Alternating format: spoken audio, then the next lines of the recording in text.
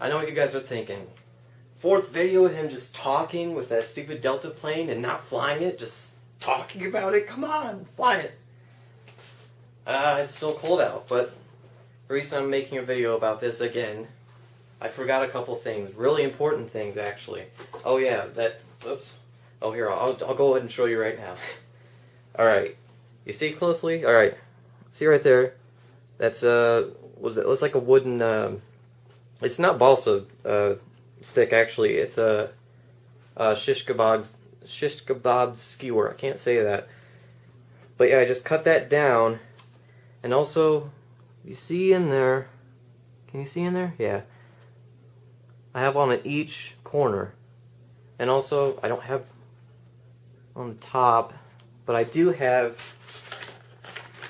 two more right there, glued in. You see that too? Yeah, just hot glued in. And what that does is keeps it from buckling.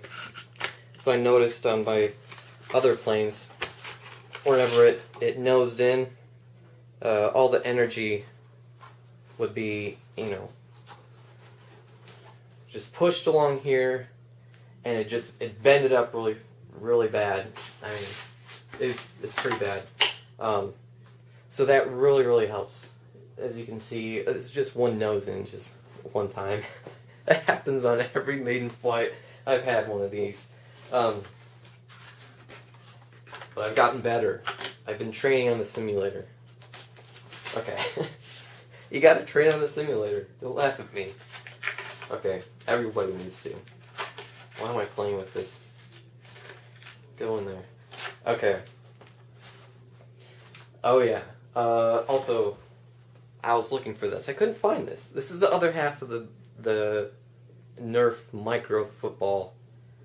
I tested the red spray paint on there just to see if it would eat it away, and it didn't, so I'm happy about that. I'm not happy about this though. That sucks. Looks ugly.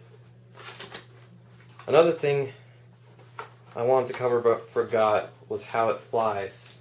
Now with I may have mentioned a little bit about it, but how the airfoil, the KF airfoil is a lot thicker than the Falcon wing. It has a lot more lift, and in addition to that, it's a lot lighter, so it has a lot of lift. With like half throttle, I can just cruise really slowly, and it'll just straight and level, nice flight. But when you do a roll, it'll do like a barrel roll, do a barrel roll. Like this, because when it's upside down, it has that lift. It'll pull down, because the Delta Mk3, it had the flat wing, basically no lift really. It was just constantly pulling up. That could just do really good axial rolls. So it was like a missile, really. It didn't have that one-dimensional lift. So, of course, when it was upside down, it didn't have that pulling force, the negative air pressure, which I'm fine with. I mean, it's better to have that than being sucky. What else? Right. Oh yeah, I have a extra servo. I have 2 extra servos from the Wild Hawk. I may use to add a rudder. Like right, I don't know, in here, or probably on the other side. If I'm going to put that in the ESC area.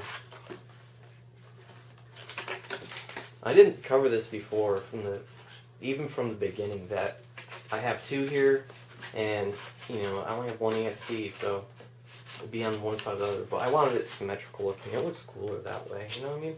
So, yeah, put it in there.